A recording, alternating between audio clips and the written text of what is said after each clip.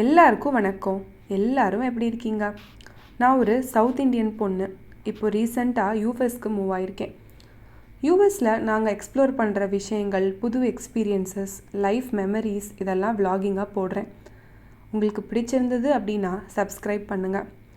இன்றைக்கி வீடியோவில் பார்த்தீங்கன்னா கோவிலுக்கும் மியூசியமுக்கும் போனோம். அதை பற்றின vlog தான் இது.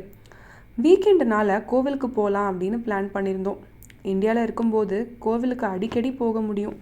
வாரத்துக்கு ஒரு நாள் இல்லை 2 வாரத்துக்கு ஒரு தடவையாச்சும் கரெக்டாக போயிடுவோம். இங்கே யூஎஸில் நாங்கள் இருக்கிற இடத்துல கோவில் பக்கத்தில் இல்லை. எங்கள் வீட்டிலேருந்து கோவிலுக்கு போகணும் அப்படின்னா ஒரு 1.5 மணி நேரமாவது ஆகும்.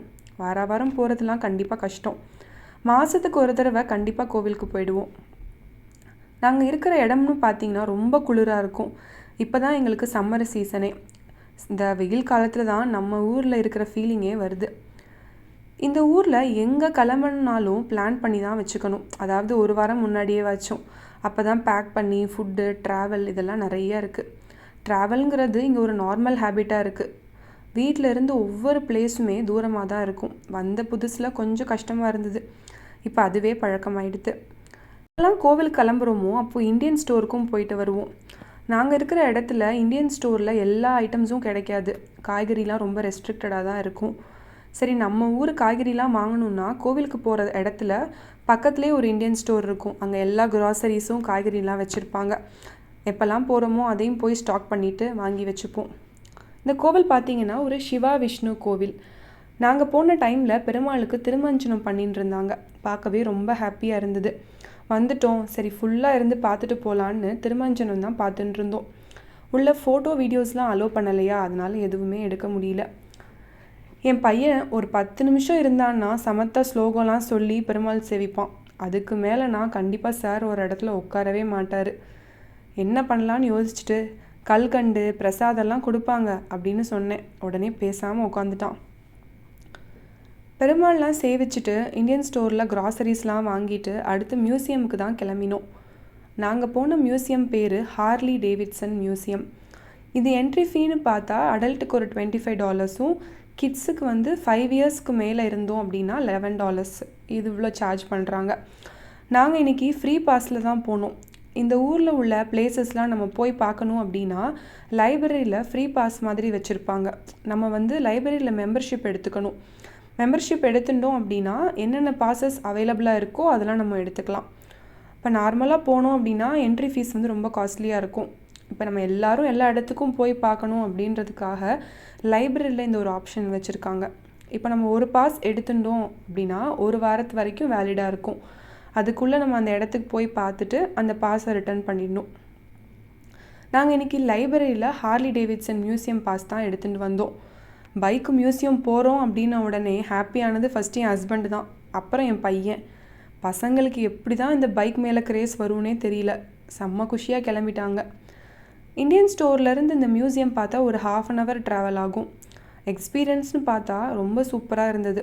நிறைய விஷயங்கள் இன்சைட்ஃபுல்லாக இருந்தது. உள்ளே போன உடனே மோட்டர் சைக்கிள் டிஸ்பிளே தான் வச்சுருந்தாங்க. 100 வருஷம் முன்னாடி உள்ள மோட்டர் சைக்கிள் ஃபுல்லாக இருந்தது. அது பற்றின ஹிஸ்ட்ரிலாம் இருந்தது. அதுக்கப்புறம் நிறைய செக்ஷன்ஸாக வச்சுருந்தாங்க அந்த டிஸ்பிளே. இப்போ நம்ம mail delivery department, police department, military இதெல்லாம் இருந்தது. அப்புறம் இந்த ஹார்லி டேவிட்சன் எவ்வளோ அச்சீவ்மெண்ட்ஸ் பண்ணியிருக்காங்க அப்படின்னு மெடல் செக்ஷன்ஸ்லாம் இருந்தது. டிசைனர் அப்படின்னு ஒரு செக்ஷன் இருந்தது. அது ரொம்ப சூப்பராக இருந்தது. இந்த ஹார்லி டேவிட்சன் மாடல் ஃப்யூச்சரில் என்ன டிசைனில் வேணும், என்ன மாதிரி இருக்கணும் அப்படின்னு நம்மளோட க்ரியேட்டிவிட்டிஸ்லாம் அங்கே கொடுக்கலாம். நிறைய நியூ டிசைன்ஸ் வரைஞ்சு ப்ரோட்டோடைப் மாதிரி டிஸ்பிளே பண்ணியிருந்தாங்க. பசங்க அவங்களோட க்ரியேட்டிவிட்டிஸை ஃபுல்லாக காட்டியிருந்தாங்க. என் கண்ணில் பட்டது இந்த ஸ்பைடர்மேன் பைக்கு தான். என் பையன் பார்த்து செம்ம குஷியாகிட்டான். எனக்கு ஸ்பைடர்மேன் அப்படின்னாலே அவ்வளோ பிடிக்கும். என் ஹஸ்பண்ட் இதெல்லாம் பார்த்துட்டு சரி நம்மளும் நம்மளோட க்ரியேட்டிவிட்டியை கொடுக்கலாமான்னு சொல்லி போய் உட்காந்து வரைய ஆரம்பிச்சிட்டாங்க. அப்படியே கொஞ்ச நேரம் போயிடுச்சு. இருக்கிறதுல எனக்கு ரொம்ப பிடிச்சதுன்னு பார்த்தா இந்த மியூசியமில் இன்ஜின் ரூம்னு ஒன்று இருந்தது. இன்ஜின் ரூமில் அந்த பைக்கோட இன்ஜின் எப்படி ஒர்க் ஆகும் அப்படின்னு அந்த ஒர்க்கிங் மாடல் ஃபுல்லாக இருந்தது.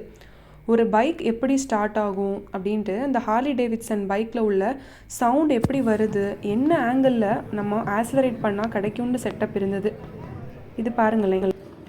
45-degree angle between the cylinders defines the classic Harley Davidson V2 sound. இந்த பைக் வாங்கும்போது பைக்கோட பிஸ்டன் எப்படி மூவ் ஆகும்லாம் வச்சுருந்தாங்க. அதை பிஸ்டனை நம்ம புஷ் பண்ண என்னென்ன கலர்ஸ் வரும், எப்படி வந்து அது ஒர்க் ஆகுன்ற கண்டிஷன்லாம் இருந்தது. கம்ப்ரெஷன் இன்டேக்கும்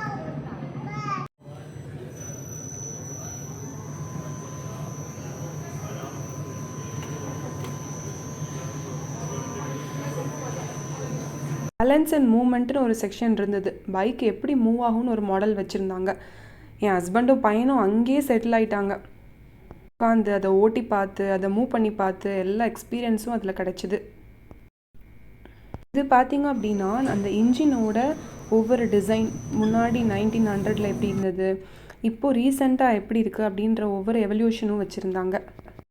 அந்த இன்ஜின் ரூம் சென்டரில் பைக்கோட பார்ட்ஸ்லாம் தனித்தனியாக வச்சுருந்தாங்க. நம்ம பக்கத்தில் போய் பார்த்தோம் அப்படின்னா என்ன பார்ட்டு அதோட டிஸ்கிரிப்ஷன் இருந்தது. அந்த பார்ட்டோட எண்டு செக்ஷன் வரைச்சி அப்படியே கொஞ்சம் தூரம் தள்ளி நின்று பார்த்தோம் அப்படின்னா அந்த பார்ட்ஸ் எல்லாமே ஒன்றா சேர்ந்து ஒரு பைக்கே நிற்கிற மாதிரி இருந்தது. அவ்வளோ அழகாக அந்த பார்ட்ஸ்லாம் அலைன் பண்ணியிருந்தாங்க. லாஸ்ட்டாக ஒரு செக்ஷனில் செட் ஆஃப் பைக்ஸ்லாம் டிஸ்பிளேயில் வச்சுருந்தாங்க. நம்ம உட்காந்து அதில் எப்படி இருக்குன்னு எக்ஸ்பீரியன்ஸ் பண்ணி பார்க்கலாம். என் ஹஸ்பண்ட் அங்கேயே செட்டில் ஆகிட்டாங்க. இந்த வண்டியை வாங்கிடுவோமான்னு ஒரு கேள்வி வேறு.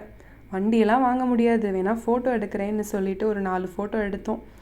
இந்த மெமரிஸோடு அங்கேருந்து கிளம்பிட்டோம். நிறைய யூஸ்ஃபுல்லான இன்சைட்ஃபுல்லான விஷயங்கள்லாம் அந்த மியூசியமில் பார்க்க முடிஞ்சுது.